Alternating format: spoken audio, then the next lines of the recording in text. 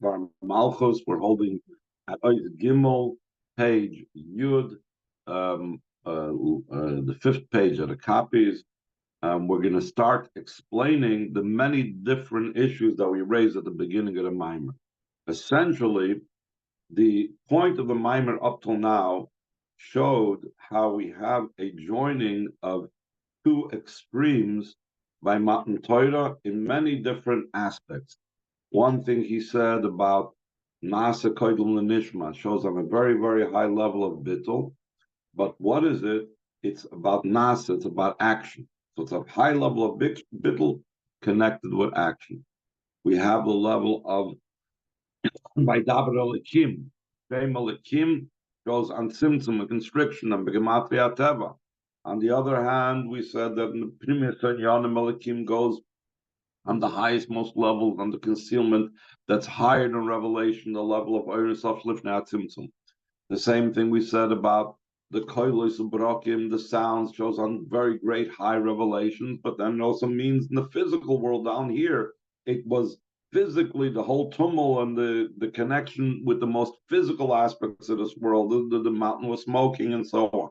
And then we have the level of in the Aser Sadibris itself, that talking about Anoichi, Havai Lekecha, the highest levels of Anoichi, that's beyond any type of name of Hashem. And the same thing, even the Aser Sadibris is in a very lofty meaning. The inner meaning of Leisirtzach is talking about the spiritual blood of above, not to spill that blood, and so on. And Anoichi Havai Lekecha speaking about the mitzvah of Emunah in its highest stages. But then it's also dealing with and connects with Ein Mikriyatim De Pshutoi. And we're talking about Leisirtzach, we're talking about in the worst type of way down here in the world. And is also talking about not serving physical avodah zarah in the simple meaning down here. So we have this idea about the throughout every aspect of the Matan Torah, the introduction to Matan Torah that made it possible, the tumult around Matan Torah, the actual words of the Aser Sadibris, that we find both extremes, the highest joined with the lowest. And that was essentially the question that, and also the same thing that we speak about very simple things. It should have been speaking about chukim, super rational laws, and so on. So now we're going to start with Ois Gimel, as we said, on page Yud. You've been to be understood. Behegdim bir amayel de Matan Torah, al-gav Torah, kvish hoysel defnei Matan Torah. Be understood by first prefacing the advantage of the giving of the Torah over the Torah the way it was before Matan Torah. So there was the Torah that was given 3,336 years ago, and then there was the Torah the way it was either performed or studied by the Avis and so on before him. In a Gam Lifnei Matan Torah, Hoya Kvar Kol Torah Kula, even prior to Matan Torah, there was the entire Torah. With that Torah, there was not only Torah study, which is one aspect. Torah study is a spiritual thing, it's an intellectual thing. Yes, knowledge. They had the knowledge of the Torah. They're saying, Chazal expressed it. Avraham Avinu called Torah Kula, that Avraham Avinu fulfilled the entire Torah. Like we bring from this a proof from physical mitzvahs, that these are aspects and concepts of actually doing mitzvahs. These were actually performance of mitzvahs that were being done. It says that they baked matzahs over there in the beginning of Parshas Vayera, that they were serving and baking matzahs, and the Malachim ate the matzahs. Also, the general idea of Hachnasas Orchim, that Hachnasas Orchim is a physical thing. It's not a spiritual thing. This is what it says in the pasuk. I know and I loved him and I'm connected with him. Why? Because the Avraham Avinu will command his children and his household after him, to do tzedakah. Pasha saying like the simple matter that Avraham Avinu literally did tzedakah. He literally was machnis orchim. So it's the physical mitzvah of tzedakah that he actually fulfilled.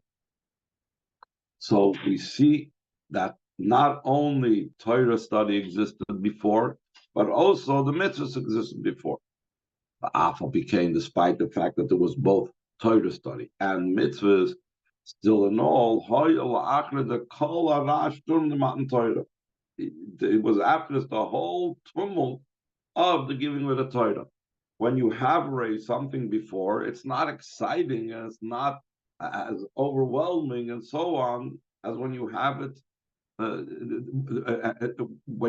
later, since you already have it before. It's nothing exciting, nothing new.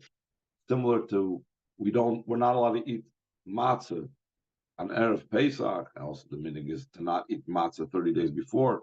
Because practically, how you can get all excited and enjoy the matzah and be into the matzah on by the Seder night if you just ate it that afternoon? So it's also to eat matzah then. The same thing in a similar vein. You were doing Torah mitzvahs beforehand. You were learning Torah. You were fulfilling mitzvahs. So what's now the big tumult with the lightning and the thunder and everything going on by Matan Torah? To such a degree, despite the great advantage of the forefathers, that they are considered a merkavat Hashem. They have a bittul as great as a vehicle has to its rider, to its driver. Call makom still in all. Call mitzvahs shas lefanecha avis lifnei matan Torah reiches hoy. The Chazal say all the mitzvahs that the avis performed before you, meaning before Matan Torah, these were only as insubstantial as a scent of something, which is not the item itself. But us, the Chazal say, la'achri Matan Torah dafka, specifically after the giving of the Torah, shemen turak shmecha, it's like oil, the substance itself that's poured out in your honor for your name. In other words, instead of being something ephemeral and insubstantial like scent, it's oil, which is the actual body that gives off the scent. Seemingly, we need an explanation. How is it possible to say that the mitzvahs that the Avos had was only reiches? Why was it reiches? Well, they did things in action. He was machnezoirach. He did tzedakah in the literal sense. Hashem even said, "I know that he's going to give over this mitzvah of tzedakah to others." So how do we put down the mitzvahs of the Avos in comparison to us? The Rebbe goes on line 26. The idea behind this is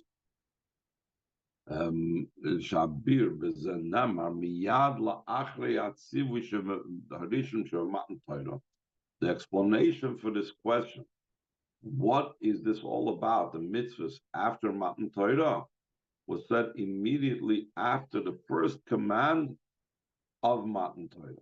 What's the first command of Matan Torah? I am Hashem your God, that took you out of the land of Mitzrayim. Almanas Kain Hoitzi Sicha. I took you out of Mitzrayim for the sake that you should do this. That's the reason why I took you out of Mitzrayim. I am Hashem your God, and that took you out of the land of Mitzrayim. It's not just an informational thing. That you know who I am. I'm the one that took you out of Mitzrayim. But more so, the reason why I'm giving you the mitzvahs is, or the reason that I took you out of Mitzrayim is so you should do the mitzvah. The Rebbe says on the top of page Yud Aleph, Shizom Ein Hasbara. This is somewhat of an explanation. Because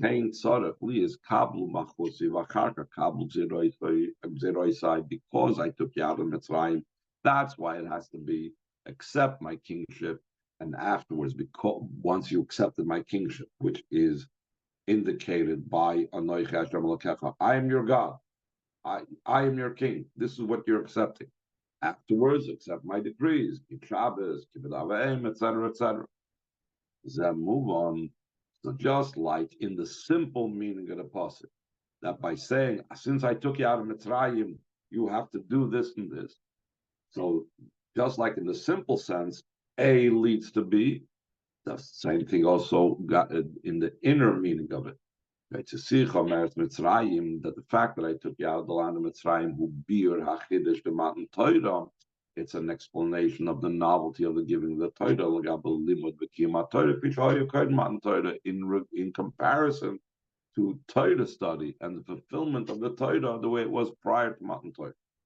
So now he's going to explain how does the fact that Hashem took us out of the land of Mitzrayim explain about the uniqueness of Matan Torah. It says in line 6, the idea behind this is Eretz Mitzrayim Nekras Pura Barza.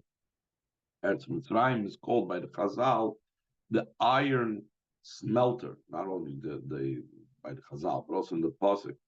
Bedugmas hakur shemetzaref umevarer umezachech zeinyanim anitonim bekur. Just like a smelter is meant to refine, to clarify, and purify those metals that are placed in that smelter. It separates the dross and the waste product from the pure and clean ones. Zav Torah, it separates it from the pure gold. The Kesef Torah, it separates it from the pure silver. Then, once the smelter has done its work, then you could use the silver and gold that were refined in this smelter for those things that you need silver and gold. You need to make things out of it. You need to make jewelry out of it. If it still has dross and waste product mixed in them, you cannot use it. Once it's been put into the heat of the smelter, then you could use it for whatever the silver and gold is. Then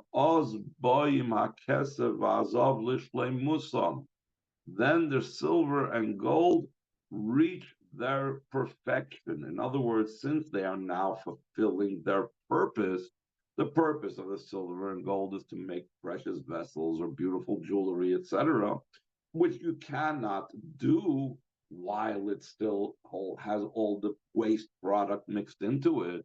So when does it reach its perfection? When does it reach its completion? When does it reach its purpose? Only after going through that iron smelter. Okay. In a similar vein, when it comes to the world, before there was the iron smelter, that Mitzrayim is likened to.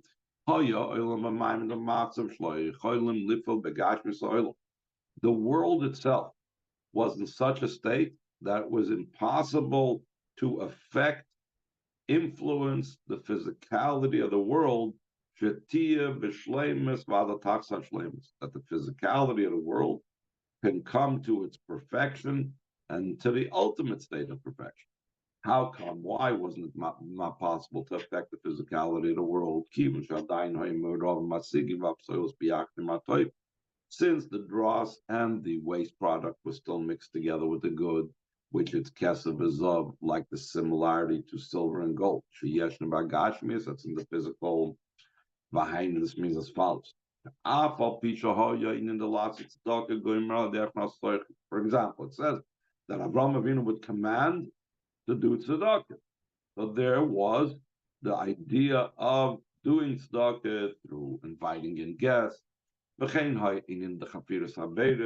there was the Yitzchak Avinu dug wells, which had their spiritual meaning and concept.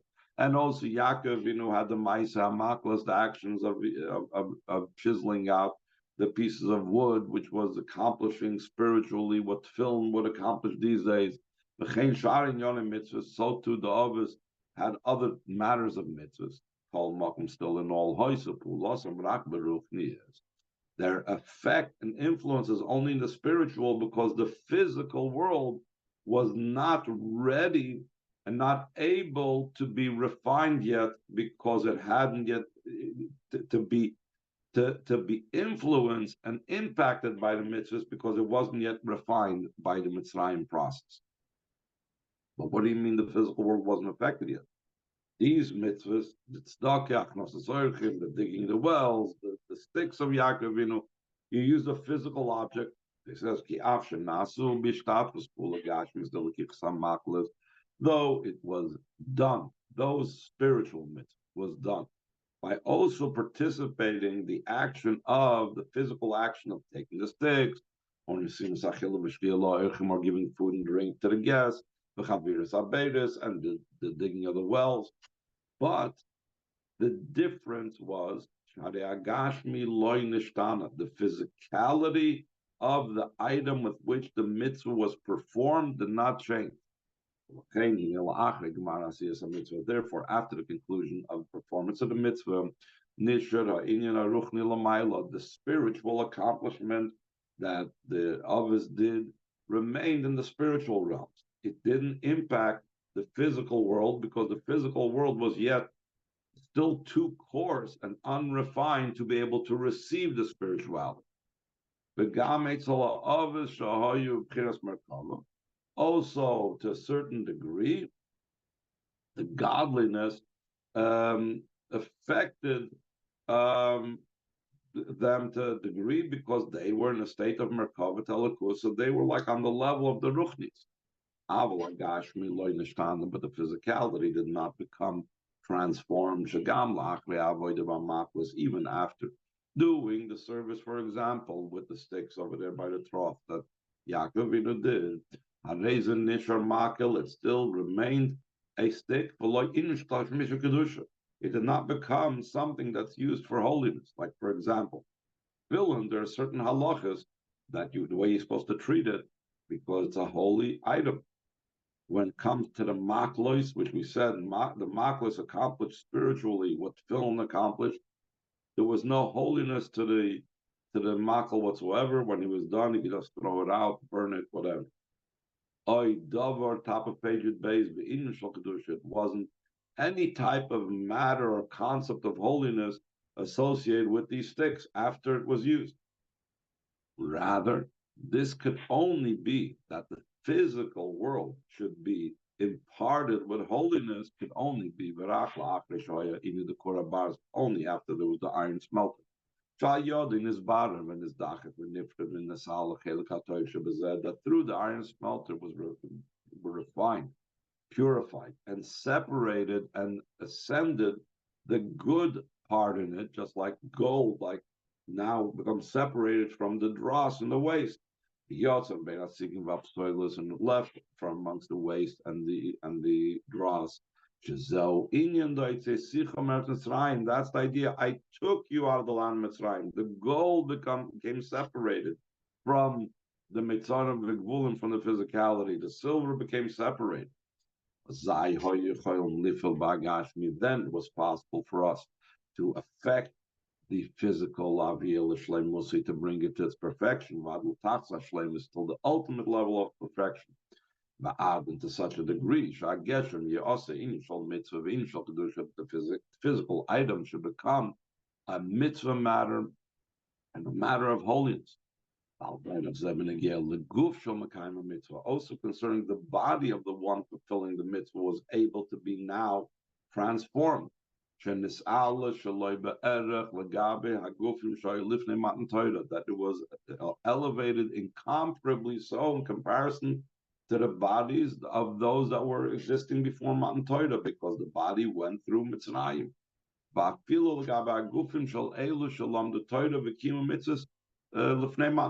Even in comparison to the bodies of those that studied Torah and fulfilled mitzvahs before Matan Torah, even though we said before they were a level of Merkava and Batul today, and so on, but the physical body did not have the imparting of Kedusha like the physical body now has after the Golus Mitzrayim. Any questions before we go on? So is this implying all that slavery and all the suffering in Egypt was ultimately a good thing? Yes, of course. That's the whole idea of saying, So if something bad happens, it's really essentially not so bad. On the page, line 12, will be the explanation of the matter and the advantage of this idea that we have the physical became now imparted with holiness that was not possible before Matan Torah, the Matan Torah and its connection with Matan Torah. That Matan Torah was the time that this was manifest. How you call on Yom Flying the Matan Torah, because of that effect that it had, was all the physical things that took place, or not the physical things, all the wondrous things and all the special things that took place by Matan Torah. Yuvan al Pi'ayidol be understood according to what's known. Only because of and only out of being raised up, Nasim Ram V'Shafal B'Shalom. Then the high and the low are the same. The higher you are, the less distinction there is between what is high and what is low. Simply put, think flying in a plane, you don't see a difference between a tall building, a short building, a tall person and a short person. They all look the same from up on high. Va'adra, another step of this is something even greater than that. Morim the Kaddish Eshkin as Dakim V'Shval Ruach Dakim. Because Hashem says, I'm exalted and holy, that is how I rest. Therefore, I am with the one that's low of spirit specific. Meaning that the whole idea of the higher one is, the lower one connects to.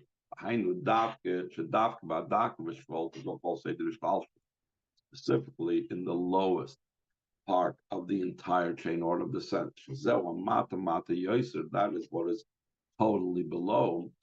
It rests. That's why it says Eshkein Hagavoya Gavoya b'Yoser, the highest and highest, the most highest.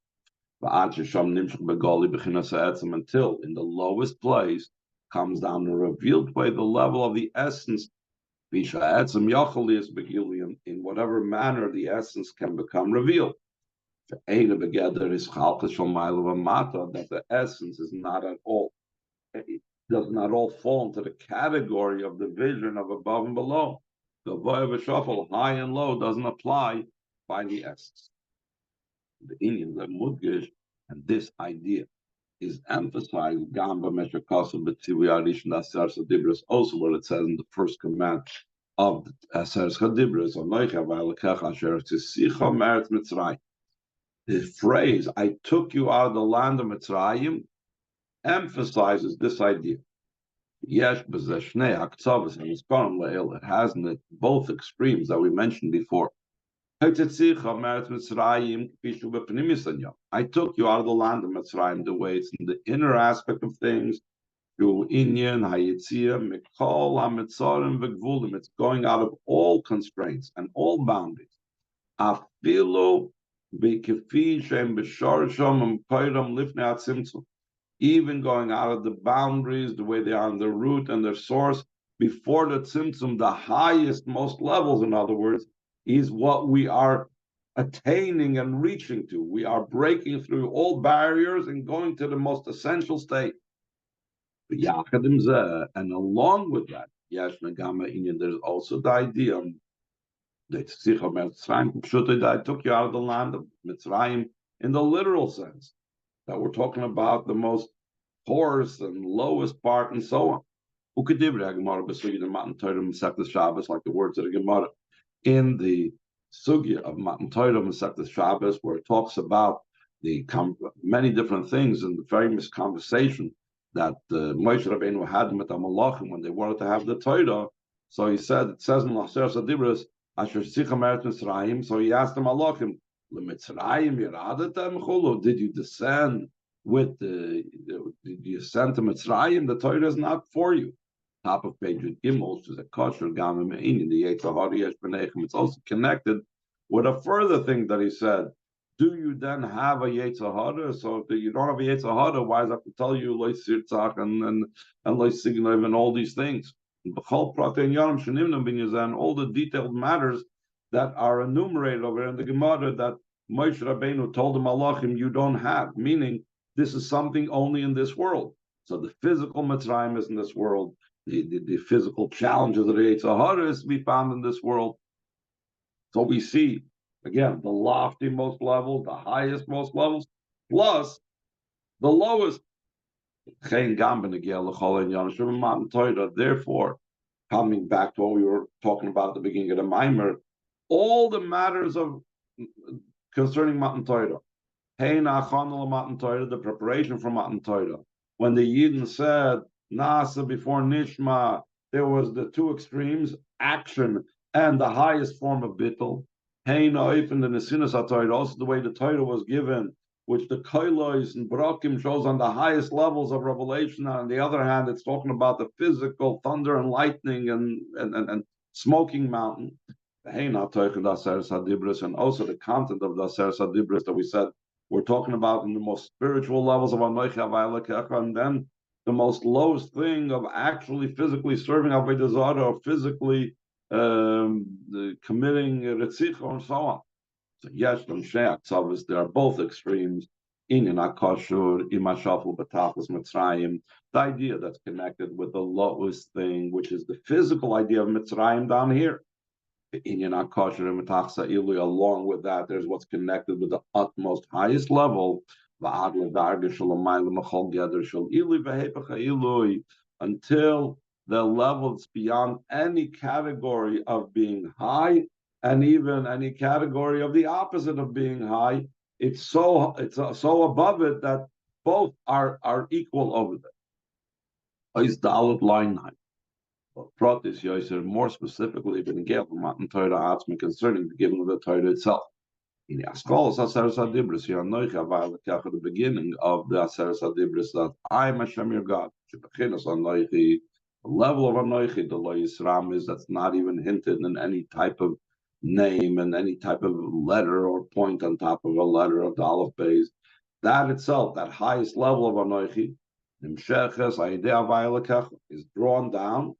First, it comes down to Yud Kei Vav Kei, and then it comes down to El Kecho, that it's your God, it's something that comes in by you. And until from this comes out the command, you should not have any other gods. Chazal say, that we heard Anoichi and Lo Yeh from Hashem. And in other words, and we said also that in other words, the Anoichi is together with the Lo Yeh. The highest is together with the lowest. The Heinrich, Nimshach, Lamata, Gaming, and Ageshem, it comes even lower than the level of physicality. Lamakim, Shaboy, Tzarech, Lahazer, to a place that over there you need to forewarn. Mavaranan in Yiddish, it's such a low place it's coming down, where even there's a possibility in someone's mind that you have to tell them, don't bow down, don't have foreign gods. You say to them, even more so, it's so low that a person would consider having other gods, al panai, in my face, in other words, in my presence. In other words, even though he's aware of Hashem's presence, he's still thinking about bowing down to other gods. How low can that get? So to concerning the content of all the Ten Commandments, on the one hand, these are very simple matters. But in these simple matters, there's also the idea of simple matters. That they come from the ultimate simplicity of Hashem's oneness, that's beyond any type of complexity. It comes from the purity and essential nature of Hashem, just like the command is like very simple. Similar to what it says, that the simplicity of a simple Jew reaches in the simplicity of Hashem's essence. So Hashem's pure simplicity, pure non-complex essential state comes down below to deal with the literally simple matters of the Aseres HaDibros. Therefore, it also impacted the nature of the world, the physicality of the nature of the world. The highest revelations. The way Chassidus says what the sounds were, there were great revelations. Nimshkul lamata begoli gam bekolos ubroken blapidim harsan sinei oshim kipshutam. It came down a revealed way. It manifested in literal thunder and lightning and flames, and Har Sinai literally smoking. And in addition to this, these simple literal things, from word in such a manner, shall call dibra v'dibra parcha nishmasan, that for every single word, top of page Yudalit, and every single statement of the Aser Sadibras, their neshamas flew out. Hainu she'inyan ze Paul ala hakesher shemein nesham beguf. This impact of the greatest down here below affected and interfered, if you will, with the connection that the neshama and the body has. Why did it interfere? Why did it jam the signal between the neshama and the guf? Because the revelation of Matan Torah was beyond that bond of the soul and the body. It took the dogmas close hapulu the Matan Torah levat lahev dovag zeh, similar to the general effect of Matan Torah, to nullify the division and the decree that the upper should not come down, the below should not go up. Pirish Achsidus, like Achsidus explains, Geyser means cutting. So the Gezeda that Al Yoinim lo Yedel Tachtoinim and Tachtoinim Leal Yoinim means there was a cut between Bein Al Yoinim Lamayla, between the ones the above below, Tachtoinim Lamatom, to the ones below down here, and that cut was this battle, and now there was the joining. To affect the union, the joining. That those below should go up above, and those above should descend below. Through bringing down from a place that's beyond every category of above and below, and that even impacted the neshamas and the bodies to become separated as well.